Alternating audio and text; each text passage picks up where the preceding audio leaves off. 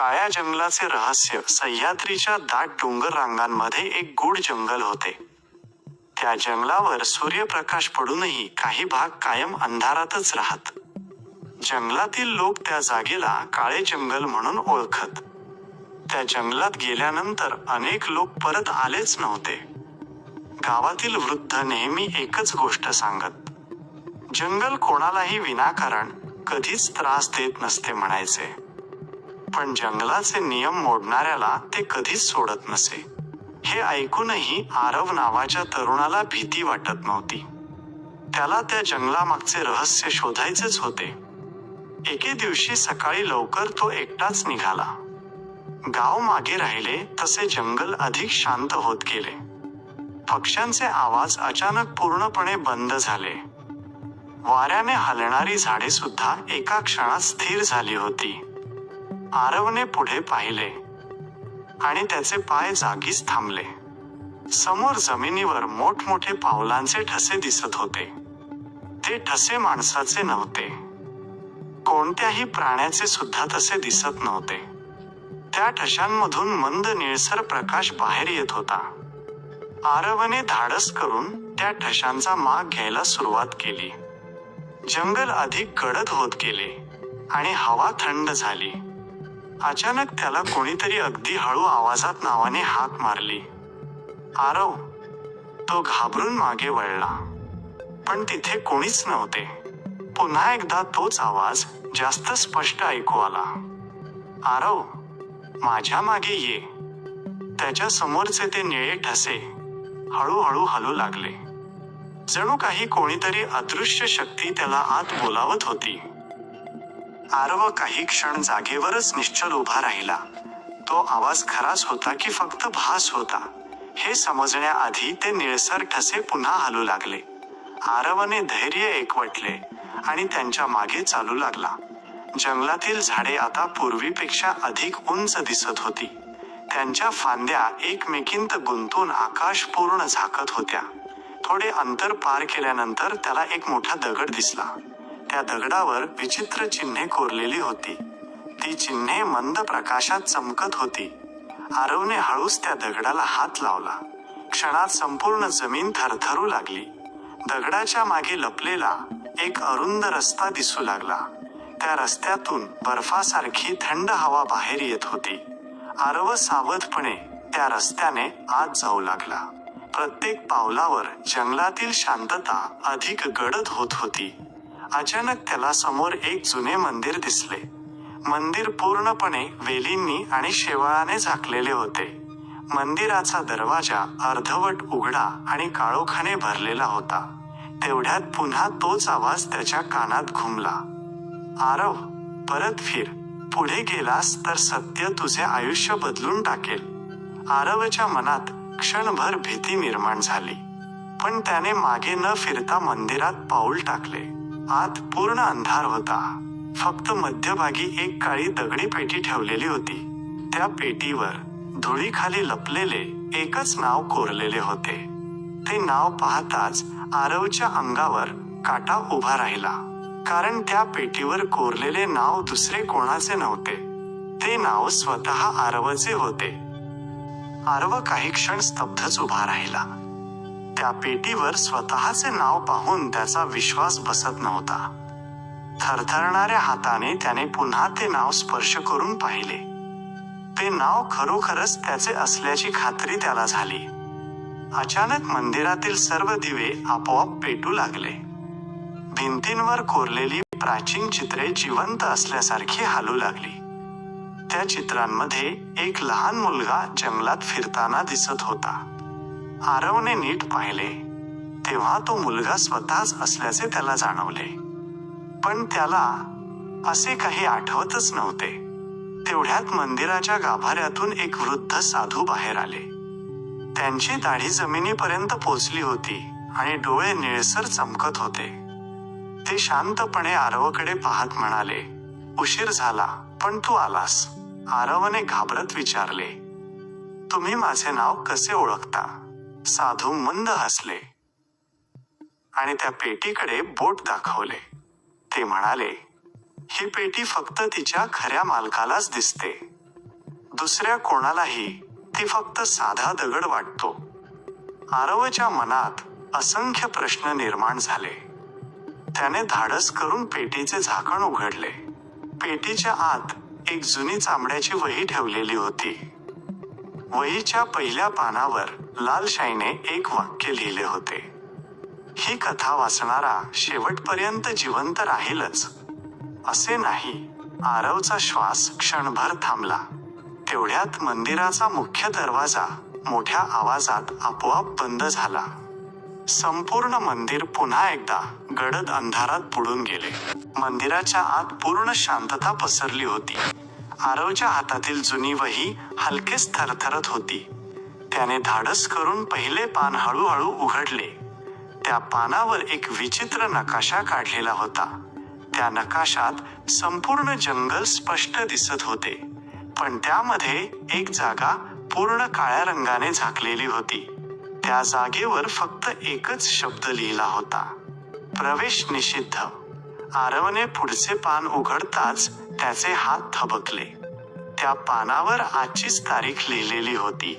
खाली मोठ्या अक्षरांत एक इशारा दिसत होता, आज मध्यरात्री रक्षक पुन्हा जागा होईल. तो जागा झाला तर कोणीही त्याला थांबवू शकणार नाही.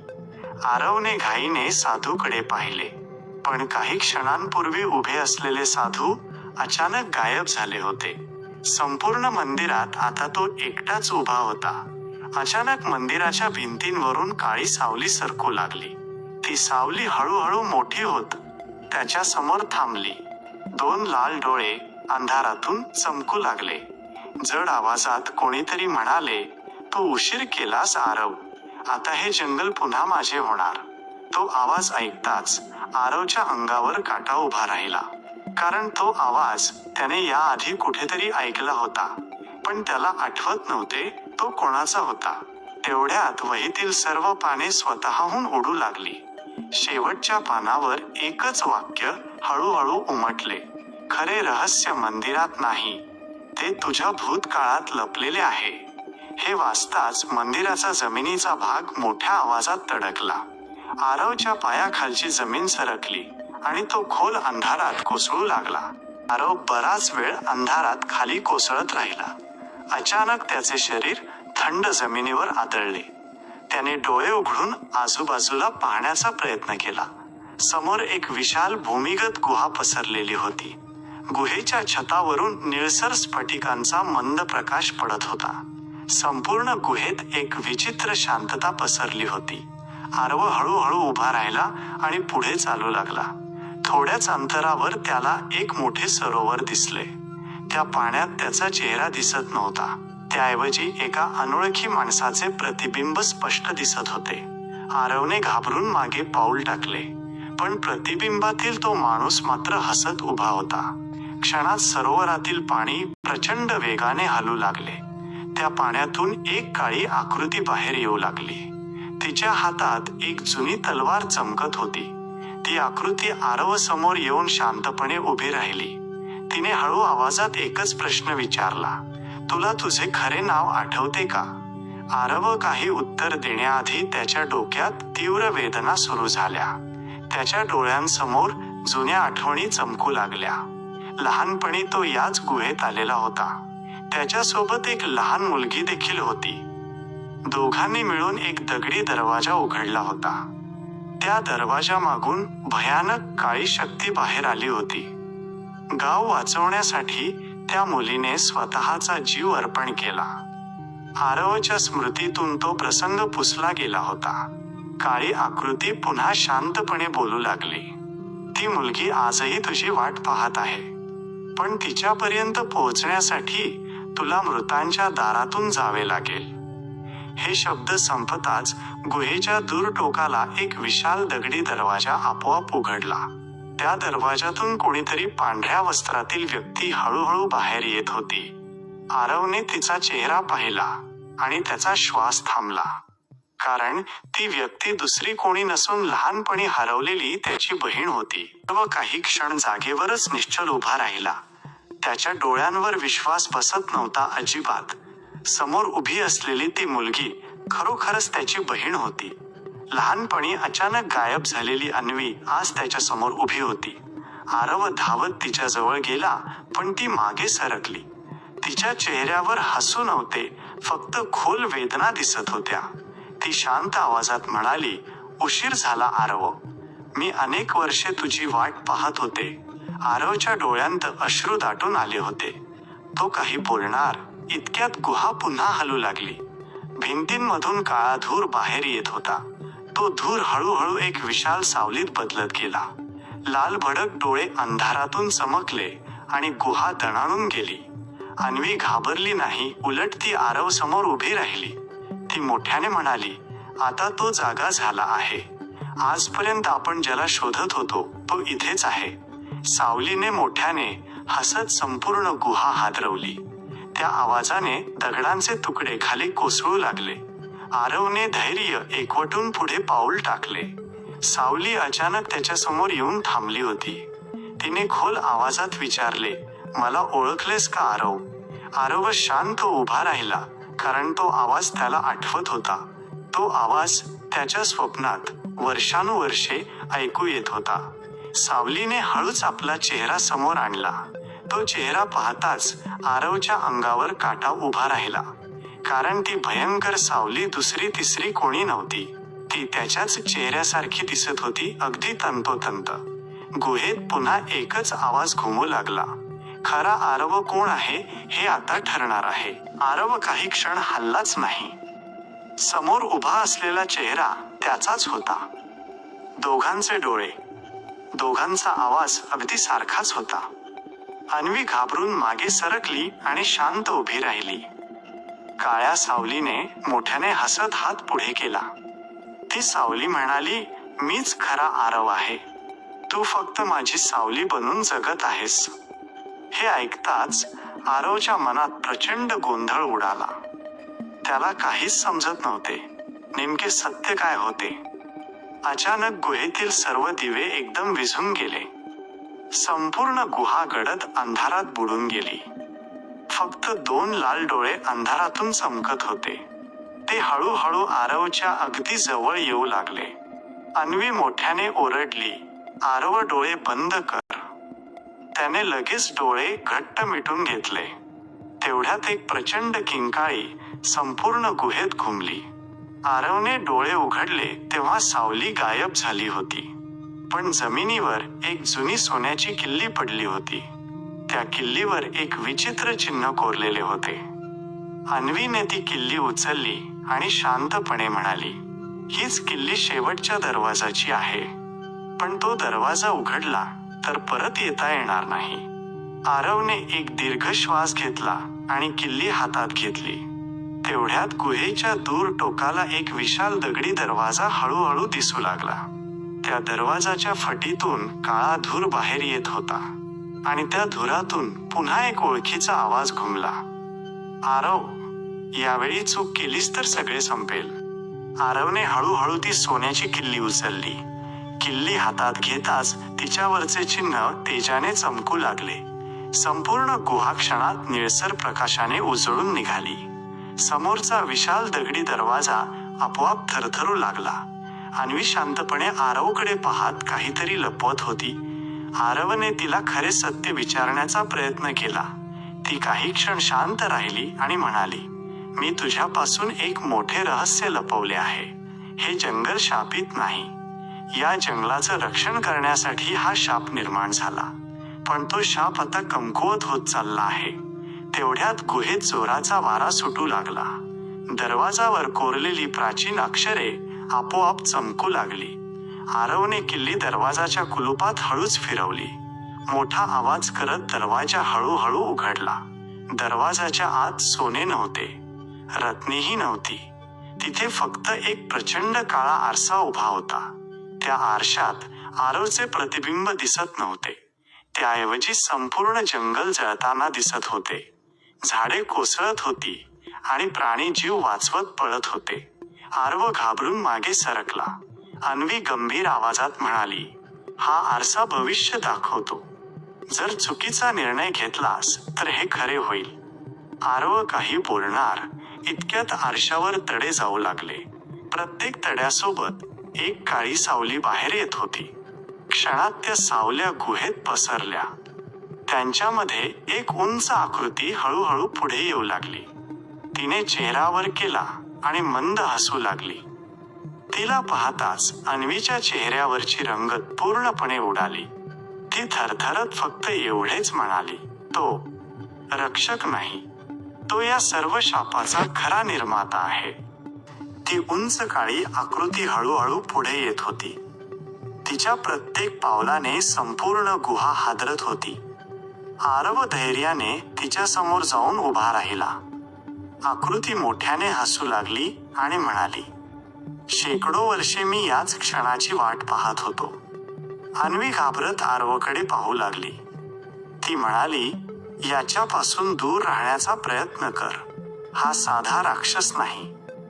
यानेच या जंगलावर कायमचा शाप टाकला होता. आकृतीने हात वर करताच गुहेतील सर्व दगड हवेत उडाले.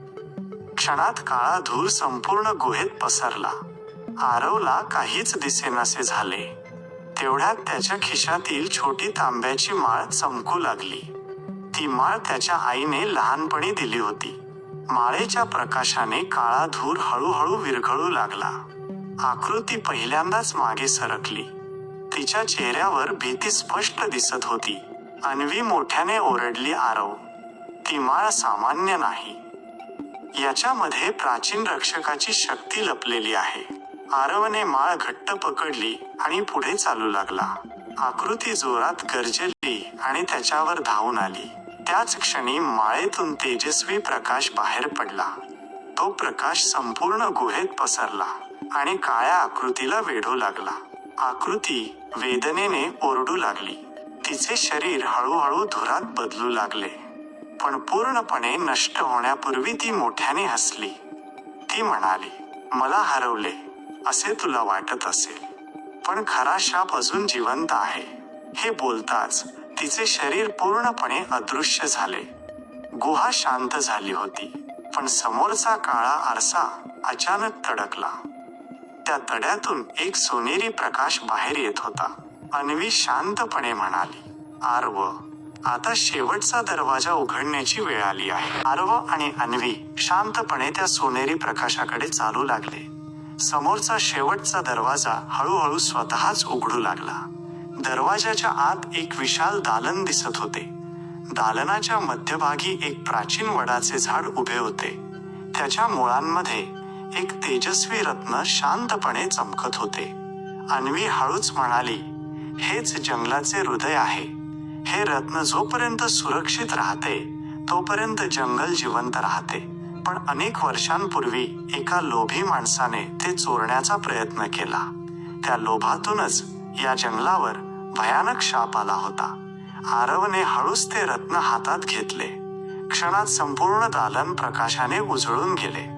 गुहेतील अंधार हळूहळू नाहीसा होऊ लागला. जंगलभर पसरलेली काळी सावली विरघळून गेली. बाहेर पक्ष्यांचे गोड आवाज पुन्हा ऐकू येऊ लागले. कोरडी झाडे पुन्हा हिरवीगार होऊ लागली. थंड वाऱ्याने संपूर्ण जंगलात नवीन जीवन पसरले. अन्वी हसली आणि म्हणाली, आता माझे काम संपले. आरवने घाबरत तिचा हात पकडण्याचा प्रयत्न केला, पण तिचे शरीर हळूहळू प्रकाशात विलीन होऊ लागले. ती शेवटचे हसत म्हणाली, मी कायम तुझ्यासोबत होते आणि राहीन. तिचे शब्द संपताच ती पूर्णपणे अदृश्य झाली. आरव एकटाच त्या प्राचीन वडासमोर उभा राहिला. काही क्षणांनी तो जंगलातून बाहेर आला. गावातील लोक त्याला पाहून आश्चर्यचकित झाले, कारण अनेक दिवसांनी प्रथमच काळ्या जंगलावर सूर्य पूर्णपणे उगवला होता. त्या दिवसानंतर कोणीही त्या जंगलाला शापित म्हणाले नाही. पण आजही पूर्ण चंद्राच्या रात्री काही लोक सांगतात, त्या प्राचीन वडाखाली एक तरुण शांतपणे उभा दिसतो आणि त्याच्या शेजारी पांढऱ्या वस्त्रातील एक हसरी मुलगी उभी असते. कदाचित ते आरव आणि अन्वी असतील, किंवा कदाचित त्या जंगलाचे नवे रक्षक झाले असतील.